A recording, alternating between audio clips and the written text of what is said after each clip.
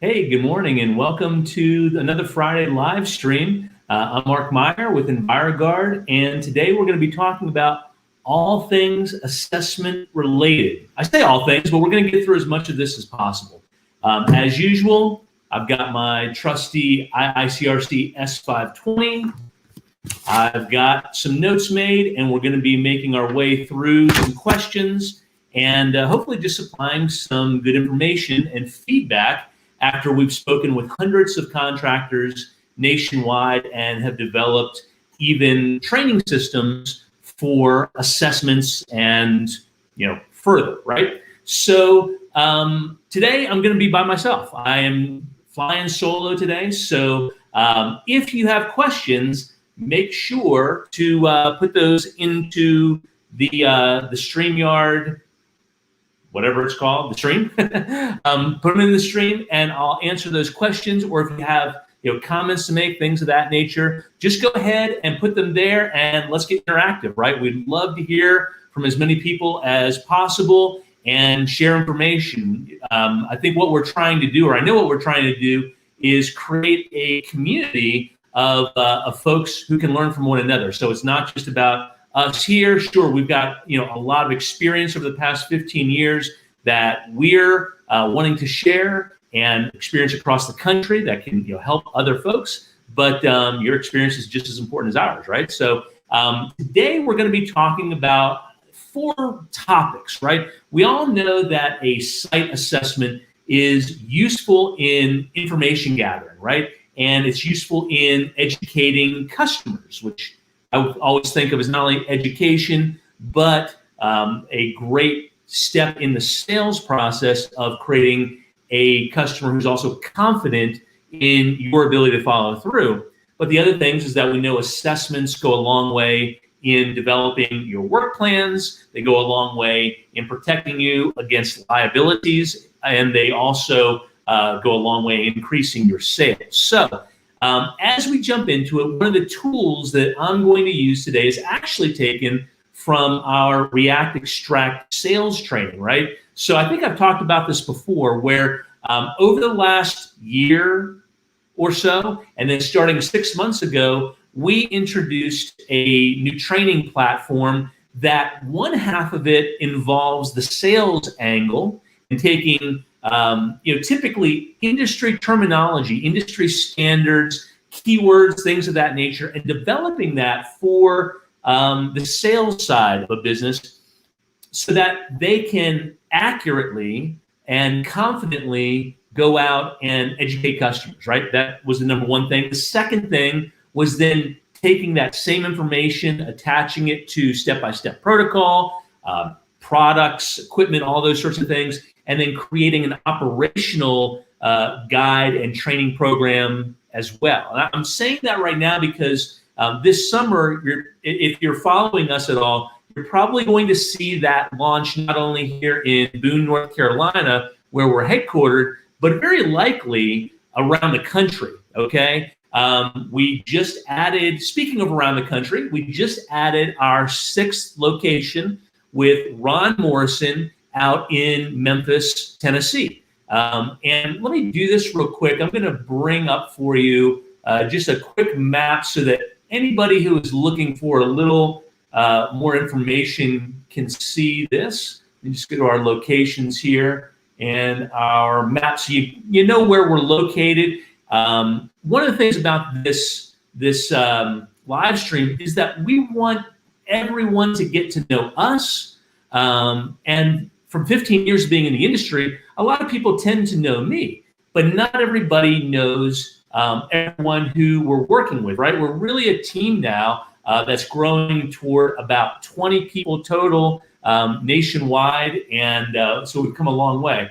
I'm trying to get my distributor map to come up here, and for some reason I'm having trouble. So Tucker, if you're seeing this, would you get on the back end and make sure that whatever funky is going on with the distributor map stops being funky for me, and I will return back to the slides here. Now, I'm going to keep this slide area open today so that I can kind of bounce from one thing to another. If I see something that might be key in this general discussion, But again, if you have questions or if you want me to go back to a slide or something, just let me know. All right. So the first question that I wrote down is, why are building assessments important? And I think that we kind of answered that, right? They are important in creating an educated and confident customer. They're important in developing the scope of work. They're important in controlling liability, and they're important to your sales. So the next question that I've got here is, what does the S520 have to say about building assessments? So if we open up the S520 for a second and we just go to our table of contents, right? Pretty quickly, we're going to come to inspection and preliminary determination. So that's section 10, which is on page 36 of the reference guide.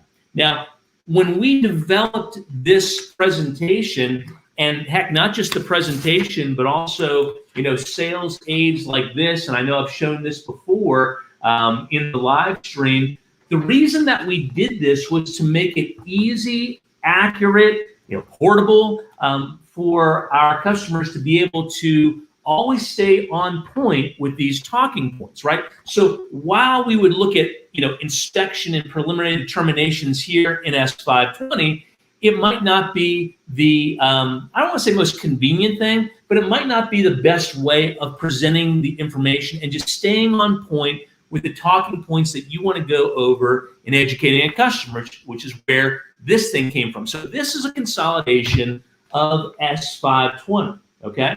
So, here we can go into qualifications, initial contact, health complaints, inspection process, information gathering, the building inspection itself, developing preliminary determination, on and on and on. But what I wanted to do with this guide, and I worked with others in the industry to put this together, was really to develop it in steps that are easy for everyone to understand. So what we boiled this down to in site assessment is information gathering, building inspection, preliminary determinations, and developing work plans, okay? And then we've got subpoints under that.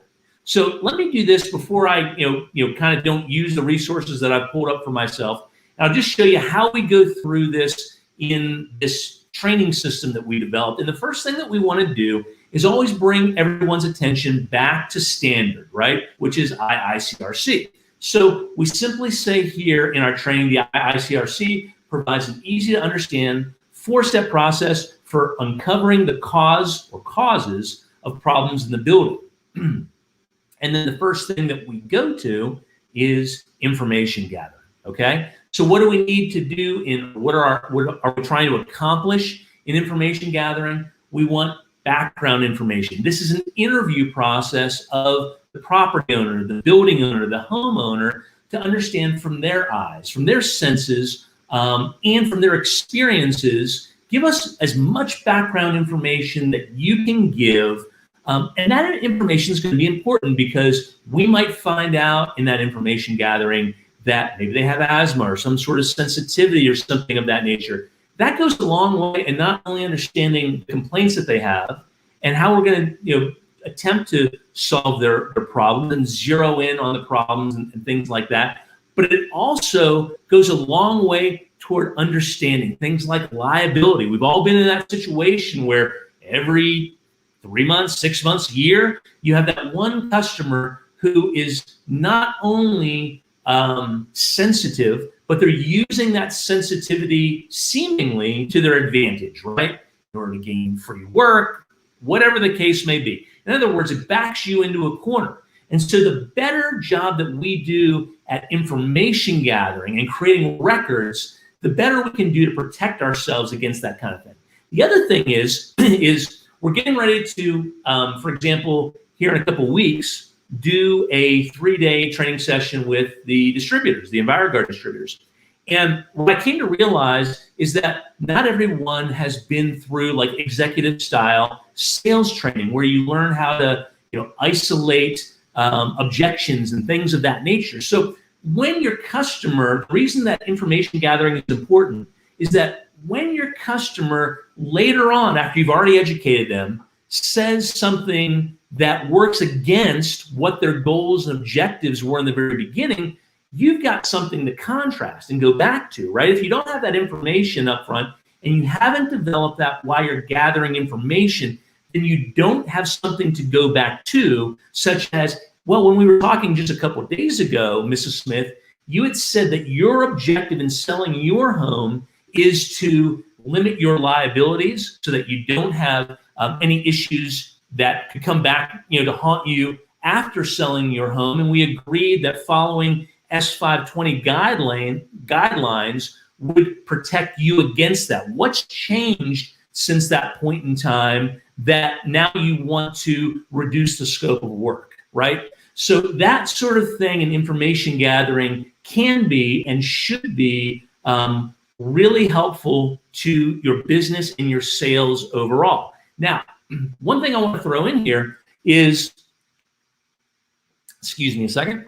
One thing I want to throw in here is that we want to learn continually what you need help with, right? We're not just another chemical company, as you know, and you might say yourself, you know what, we could really use a good course in sales mechanics, for example, okay? And let me just share this with you while I'm talking about this, because we're trying to be as helpful with this live stream as possible. I'm going to pull up here a document that we call the Perfect Customer Lifecycle. And I want you to see this for yourself. I think it'll make a lot of sense, because we as business owners, employees, salespeople, estimators, technicians, whatever it is that we do, we're looking to service our customers better, but we're also looking to grow our companies, right?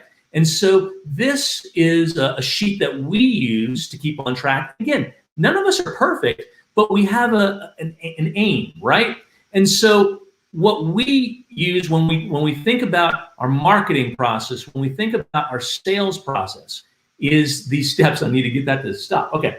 So the first part of your sales is, of course, generating interest, then capturing the leads, educating and building trust, conversion, processing the sell, fulfilling and wowing your customer, upselling, and creating advocates. The steps are the same for all of us. And so I just wanted to take this opportunity right here to say, if for some reason you feel within your organization that you really need to develop that process, you really need to develop good mechanics with your staff and things of that nature, we are totally on board for helping you with that.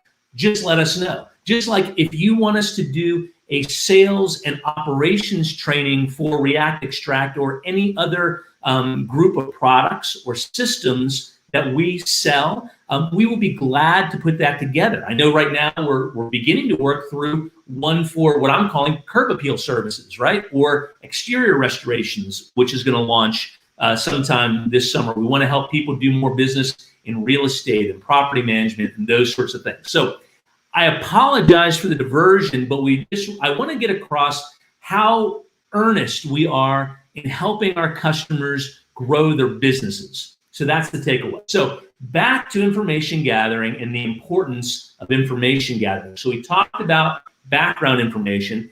Now we're looking for the property's history, right? So the customer is going to know only so much about the history of the property unless they built that property. So some of this we're going to pick up in a conversation with them. Some of it we're going to pick up in the building inspection itself. And let me relate this to you. About 3.5 years ago, we bought a home in Banner Elk, North Carolina. Now, we went from Winston-Salem, which is in the Piedmont region, to almost 4,000 feet above that in elevation. So things change as you get into different climate zones, right? Now we're in a much wetter, cooler climate zone than we were when we were in the Piedmont of North Carolina. Now, I say that because the building changed, right? We went from more of a typical building where you're building with 2x6s to develop the building envelope and standard fiberglass insulation and things of that nature, to a timber frame home, which is built with SIPS panels and things of that nature, and is much different. I went from no basement to now a basement where we had at least on one side a poured foundation wall, but then 3 walls around on the side of a mountain that had more of a traditional, a SIPS construction to them. So in the property history, a customer may come into this interview, if you will, with you, not knowing everything about their property, and that tells you what you need to find in your building inspection. They may not know anything about the HVAC system. They may not know how their building envelope was constructed. They may not know what kind of insulation they have in their home, right? All of these different things, but all that information tells you a lot. If you know, for example, that you have a SIPS panel construction, then the likelihood of having inner wall condensation issues because of dew point and things of that nature is very unlikely. So then maybe you need to turn your attention toward doors, windows, and things of that nature, right? Whereas if you're in more traditional construction, then it also opens up other possibilities that you want to be on the lookout for. So I hope that makes sense, that in the property history, you're going to gain some information, hopefully, but not all information. And then that's what you really begin to look for when you are doing the building inspection itself. Okay. Now, if you need any help in developing a building inspection, again, let us know. We've been down this path. We've been through so many jobs, so many problems, and we have the advantage of seeing so many different climate zones in our discussions with customers that hopefully we can help you. And if we can't directly help you, then we will get one of our distributors involved with us to help you, because guess what? All of these guys and girls come from the restoration and remediation industries, where they also have the same experiences and more for their climate zones, right? So again, we're earnestly wanting to help our customers develop these tools so that you have everything that you need to not only develop the right work plans, develop a scope of work, develop, control liability and increase sales, but also create that educated customer. That is the goal of the inspection, okay, the assessment. Now, the last part of information gathering is understanding the concerns that your customer has. Now, these aren't just health related. They can be, right? But they may have different concerns that they point out to you. They may say, gosh, every time it rains hard, for some reason this door leaks, right? Or this window leaks, or I don't know, as a homeowner, or maybe as someone who's renting a property, whatever the case may be, a property manager even who owns the property and manages the property, they may be able to point out these little details that, because you're there on a different day, you're not going to see. But in the concerns area, let's get into depth in talking about, are there any little areas that you see when the weather's not perfect, for example, right? So in our house, again, I'm just going to take you to some experience. We've got these doors on the west side of our house, and just to kind of give you an idea, here, it's normal to have 40, 50, and 60 mile an hour winds. That's not a storm blowing in. That's just how it is here, okay? So when we have those kinds of winds and the water's blowing in the right direction, every now and then we see a little leaking coming through our doors in our living room, okay? Now, it's something that when we make some upgrades and some changes to our home, we're going to fix. Not a big concern for me right now, because I know to look for it, and we always keep a towel there and that sort of thing. But again, it might not be something where they're as knowledgeable or as proactive as all of us who are in the industry. So then it's something that we can also add to the checklist of maybe potential fixes that they want to go ahead and do right now, or as part of this overall job, right? So our information gathering not only points us in the direction of fixing maybe the mold issue or something that has developed, but it helps us trace our way back to all of the moisture sources. It also gives us a look at all other things that are going on in the house. So when you think about a building assessment, and I don't think I said this yet, but when you think about a building assessment, don't just think about it from the perspective of zeroing in on the problem that your customer puts in front of you. Think of it globally, if you will, in terms of the whole property as a system, right? So when we do a building inspection, we're looking from the outside in, top to bottom, because a home, a building operates as a total system. So we're looking at things like landscape grade. We're considering things like what is the facade that this is made of. If we start seeing that there are a lot of porous and semi-porous materials around a property, we're making note of that, right? We're looking at brick and mortar. We're looking at stone and mortar, aggregates, ephes, stucco, you name the different materials, and we're looking at that. Wood, right? I have a wood house, which you would think in this industry, like, I'd be, real fearful about, having a wood house. But again, I'm educated enough to also know how to take care of that property. But not everybody is. So if you go to a wood house and all of a sudden, you start seeing wood rot and things of that nature, or wood that's coming in contact with the soil, and you have got wicking moisture and things of that nature, this can lead to other projects that you can use to help the customer preserve the value of their home over time. And after all, the home, the building, is your customer's greatest asset many times. So we're looking to protect and to preserve. Tucker's going to like that one, because we were talking about that this morning, right? Our goal of cleaning and then disinfecting and then protecting is also to preserve that property over time. And you can use these keywords when you are educating your customer. That's where this presentation came from, by the way, is let's help our customers develop, like this vocabulary, these keywords along the way. So protecting and preserving can go a long way in helping the customer understand what your goal is not just to fix the problem, but to also protect and preserve that property so that it is the value is maximized. And if they ever go to sell it, then they won't have a liability on their hands or other expenses on their hands to contend with on the time. After all, the longer a problem persists, the more expensive it becomes to correct, right? Okay, so we're through information gathering. We've talked about the importance of background information, of the property history itself, and then talking about the concerns, health or otherwise, with the customer. Now let's move into the building inspection itself. All right, again, this is taken directly from S520. So with the building inspection, we're looking for the current condition of the property. We're determining all sources of the problem. Now, let's talk about that. If the customer points out something that is in the basement, okay, the likelihood of something that's going on in their attic affecting their basement is not very high.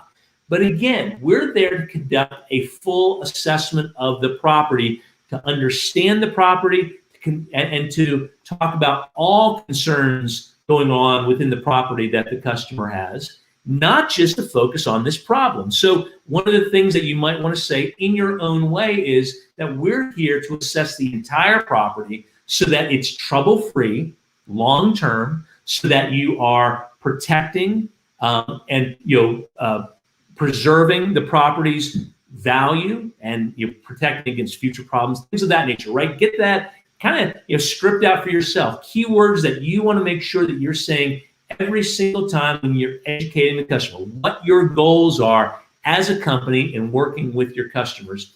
And so understanding the current conditions of a property, top to bottom, inside and out, is a big part of gathering all of that information, right? So now we're getting the current condition. Even if it comes down to little things like landscape grade, understanding positive versus negative landscape grades, being able to understand how moisture is moving toward or away from the foundation is very important when you talk about wicking moisture and things of that nature into the facade and other areas. Excuse me. I'm a loud talker, by the way, so I tend to strip my own voice relatively quickly. If we've been around one another, I can't see everybody who's maybe viewing right now, but if we've been around one another, you probably know that if we're in a room together, I tend to talk loud and enunciate, right? All right, so after determining all current conditions, inside out, top to bottom of the property, we're looking for determining sources of the problem, right? So yes, directly related to the problem that the customer is pointing out. But let me just ask you, how thankful would you be if a contractor coming in not only pointed out, here's the moisture sources that are contributing to this problem in your basement, but while we were doing the assessment, we also saw that for some reason when your house was built, that the vent in the bathroom, in the upstairs bathroom, was ducted directly into the attic, and we noticed that there's elevated moisture content levels right now, and we just don't want to see you have an issue. So while we're here, we'd like to go ahead and correct that for you as well, right? Those kinds of conversations go a long way in building trust with the customer. Just being honest, right? Being I guess concerned about the property of your customer in total. Then we go into safety and health determinations. This is not now directed toward the customer. This is directed toward the job itself, understanding what safety or health concerns we might be dealing with. So, for example, confined spaces, right? When we're remediating in a confined space, or if we're using oxidizing chemicals in a confined space, that begins to change our mindset in terms of PPE, ingress and egress, negative air, right? All of these sorts of things become a part of the equation as we're doing our assessment. Understanding concealed problems. Can we get to those problems? Do we need to demo to get to those problems? Does the customer, or is the customer willing to sign some sort of a waiver within the contract saying, well, don't deal with those? Or does part of your overall objective become, we're going to focus on controlling the problem here because we can't get to it necessarily to mitigate it, right? But again, understanding that, explaining what the challenges are to the customer, having them decide, right? After all, they're footing the bill for these services. If they're willing to, go through demolition and reconstruction, or if you need to create a waiver right within your contract so that they're signing off that you're not liable for something that they don't want you to take care of. All of that is an important and very important part of your assessment. Inaccessible spaces kind of ties into that concealed problem, but inaccessible spaces also ties into what you charge the customer, right? I know that, and we're going to keep this G, right? But when we talk about the pain in the butt factor of a job, right? Anything less than 3 feet is considered a confined space. So if you're in a 2-foot crawl space, how much longer is it going to take you to do that job versus if you were in a 4-foot crawl space, for example? Same thing with attics. If we're down in Florida, those can get pretty low slung and they feel a lot like a crawl space. So determine upfront what inaccessible spaces we're up against, explain it to the customer so they understand exactly why, when it comes to estimating why it's going to cost more to do a job or something like that.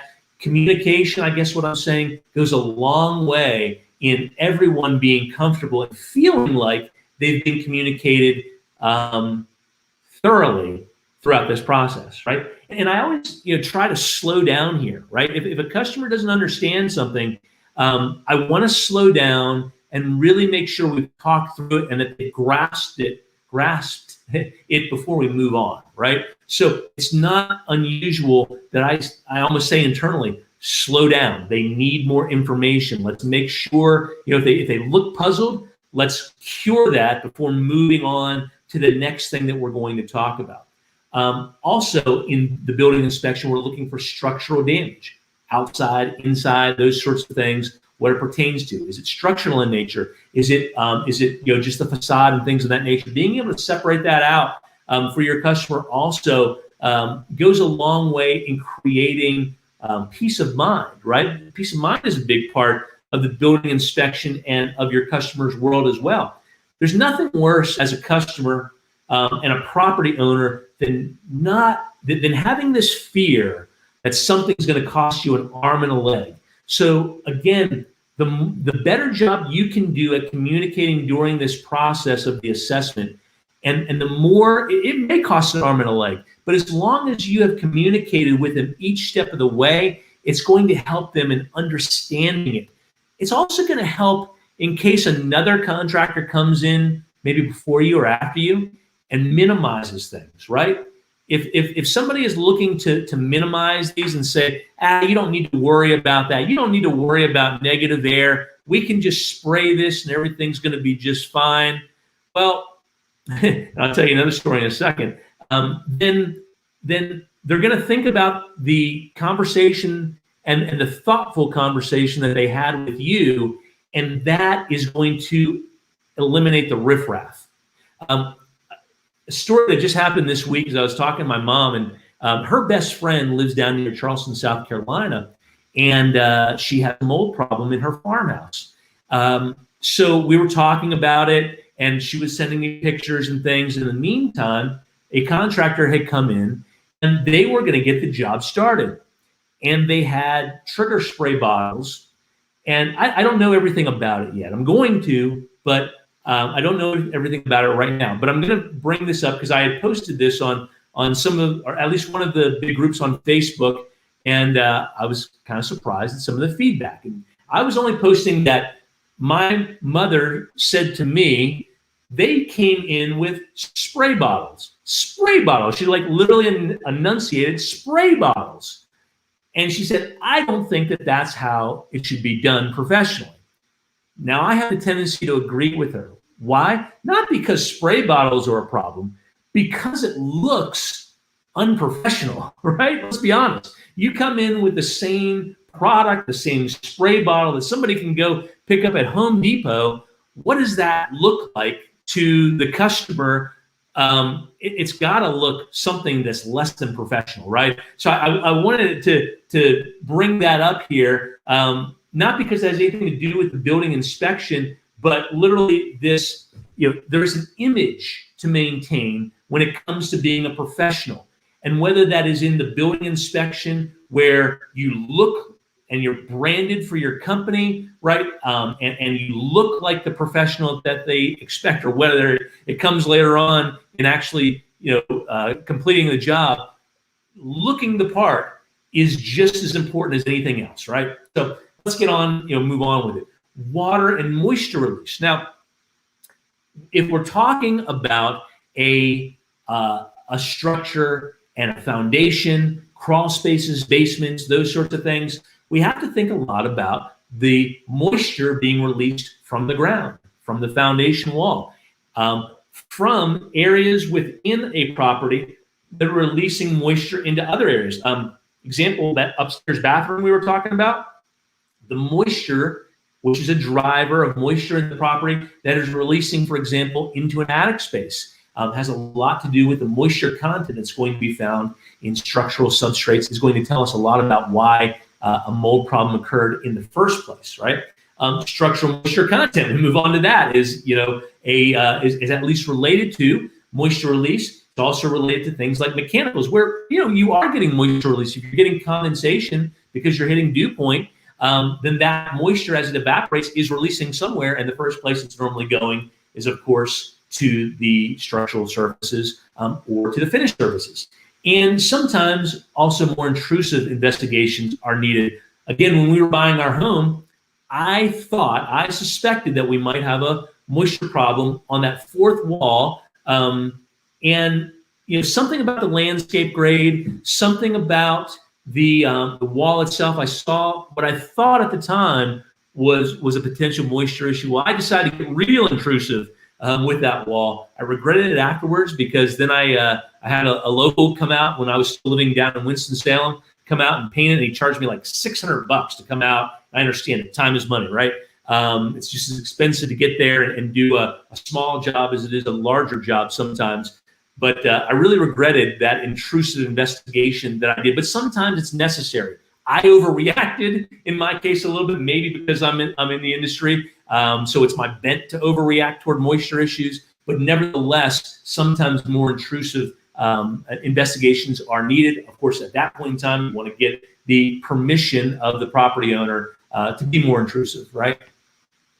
That leads us to preliminary determinations, where we're identifying actual or potential mold growth issues, known and suspected areas of moisture, whether an IEP is required or needed for a formal assessment, whether other experts are going to be needed to perform other services. So, for example, you may do remediation, but you may not do moisture controls, right? You may that might be a third-party partner of yours that focuses on the moisture control side of things. Nevertheless, as a part of preliminary determinations, you want to make sure that your customer knows everything that's going to take so that they don't have a problem again. I'm not of the mindset, and I hope you're not either, by the way, of, hey, let's go in there and do the remediation, and if it occurs next year, we've got another job, right? That's not good for anybody. It might seem like it's a short-term path to more business, and I know for the majority of people, you don't look at it that way, but moisture controls may be essential. Last week, we had Steve Michael on from Atmox, right? And we were talking about dew point-related ventilation. That is a moisture control. Dehumidifiers are a moisture control. Protective coatings like we manufacture are a moisture control, a passive one, but a moisture control nevertheless. So I just want to illustrate within preliminary determinations, this is the step where you're identifying actual potential moisture, mold growth, known or suspected areas of moisture, whether an IEP is needed or not, and whether other experts are needed or not. And that gets into another subject, which I'm just going to kind of give you a peek at in a second, but it's condition 1, 2, and 3 environments. Now, if you're in the industry for any time, you know exactly what I'm saying when I say condition 1, 2, or 3, because that is part of the educational process with the customer of having them understand at this point in time where they're at, right? We've got condition 1 environments going on in the living space. However, when we get into your unconditioned areas, like your basement, like your crawl space, like your attic, we've got a condition 3 environment going on where we actually have visible mold growth and where we have mold spores that are above the natural ecology of the exterior, for example, right? So being able to help the customer understand those sorts of things during preliminary determinations, again, isn't just that education that they need to be confident, but it also helps them separate you from other people who aren't giving them that same level of information. Finally, we get to determining the work plan, where we are able to now recommend specific services, develop procedures and protocols for that service, and set specifications for the project. And I apologize, my camera is right in front of my screen, so I want to make sure I handle everything here. You can probably see it better. Oh, I can see it there. Well, I want to talk to you there, though. So this is where we're talking about setting specifications for the project, such as containment, safety and health provisions, pressure differentials. We're talking about hazardous regulated materials, making sure you have SDSs and things in a binder, in your truck, on site, right? Seeing if we need to do anything with contents. Do we need to remove contents from the property? Do those contents need to be cleaned, right? All of this is determined while we're developing work plans.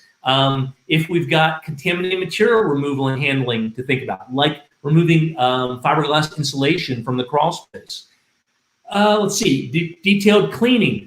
After the job, is there going to be additional cleaning that needs to take place? If it's in a conditioned area and you're doing build back, perhaps so, right? Perhaps we need to go back behind that and do a final detail clean or two. What kind of disposal is going to have to take place? Is there going to be a post-remediation evaluation and verification that takes place on this with an IEP? Are you doing it that yourself, even if it's just for your own information of being able to say, where's our spore levels before, here's the spore levels afterwards. Internally on every job, we know exactly what's going on, and if we are reaching condition 1 in this environment, right? And then containment, removal, and moisture controls to finish that out, right? So all of those things should be considered in developing good work plans. Now, this is where, and I'm just going to share this because it's a part of our sales training here. And all of this is, by the way, because we want anybody who's interfacing with the customer to understand this information. From there, we go into the post-site assessment because we think it's really important for people to understand conditions 1, 2, and 3, and how all of this information is a driver in developing work plans. So, for example, we work with a lot of companies that do get into moisture controls. So if an environment is a condition 1 environment, but we've just got moisture-related issues that we need to fix, then we can also get directly into moisture controls without the need for remediation. However, as you know, if we're in condition 2 or 3, then it means everything needs to start with remediation and end in moisture controls. We'll skip past this because a lot of times we try to, kind of quiz along the way as we're talking to the group to make sure that they've got it as well.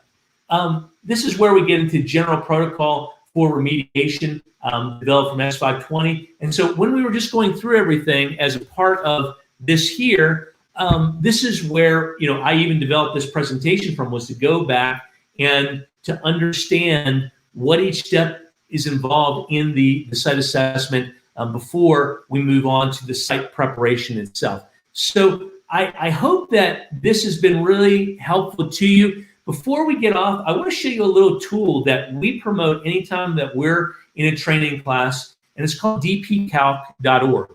D as in David, P as in Paul, calc, C-A-L-C.org. And the question is, how long will a surface remain visibly clean and dust-free if we were to leave it alone, if we were to never jump to the next step of moisture controls? Let's say we're talking about a basement or a crawl space or an attic or something of that nature. Well, what this calculator is really great in doing is showing us, based upon just changing parameters such as temperature, relative humidity, or dew point, where we end up over here in terms of natural aging, mechanical damage, mold risk, or metal corrosion. The idea being, especially for mold risk, what kind of sustained relative humidity, for example, do we need to be at when temperature and dew point is consistent? Of course, our dew point is going to adjust as we adjust relative humidity, but what kind of mold risk are we at as we drive more moisture from ambient or relative humidity into, I say ambient because we're kind of thinking of things being homeostatic, right? Because we've got to look at this one slide at a time. So where are we as we look at these different points of where relative humidity alone is adjusted over this example here? So obviously at 40% relative humidity at a constant temperature of 70 degrees, which gives us a dew point of 44 degrees, we have no mold risk. We have no natural aging, mechanical damage, or metal corrosion to be to think about. But when we jump from 40% to 50%, now we start having a risk of natural aging. When we jump to 60%, then we start getting metal corrosion.